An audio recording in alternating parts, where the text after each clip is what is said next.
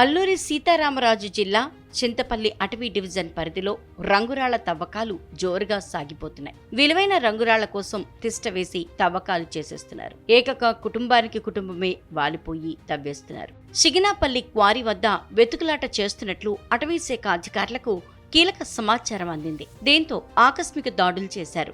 Red handed గా 10 మందిని arrest చేశారు. పట్టుబడిన నిందితులు కాకినాడ జిల్లా ప్రత్తిపాడు మండలం ఒమ్మంగికి చెందిన వారిగా గుర్తించారు. 2.2 గ్రాముల విలువైన రంగురాళ్లు స్వాధీనం చేసుకున్నారు. ఆ రంగురాళ్లు చూస్తే మిలిమిలా మెరిసిపోతున్నాయి. వాటి విలువ లక్షల్లోనే ఉంటుందని అంచనా.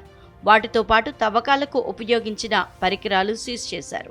పర్యవేక్షణ లోపం కారణంగా 2 కాంట్రాక్ట్ ఉద్యోగులను విధుల నుంచి తొలగించారు అటవీ శాఖ అధికారులు. నిందితులు 10 మందిని అరెస్ట్ చేశామని అన్నారు అటవీ రేంజ్ అధికారిని శివరంజని. క్వారీ వద్ద బేస్ క్యాంప్, స్ట్రైకింగ్ ఫోర్స్ సిబ్బంది పహరా కొనసాగుతుందన్నారు. రంగురాళ్లు ఏర్పడటం అనేది వందల ఏళ్ల కొద్దీ జరిగే ప్రక్రియ.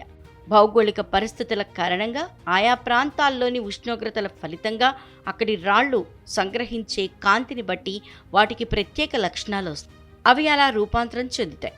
దీంతో ఆ రాళ్ల అంతర్గత లక్షణాలు, ఉపరితల రంగు విషయంలో మార్పులు సంభవిస్తాయి. దీంతో అవి ప్రత్యేక గుర్తింపును సంతరించుకుంటాయి.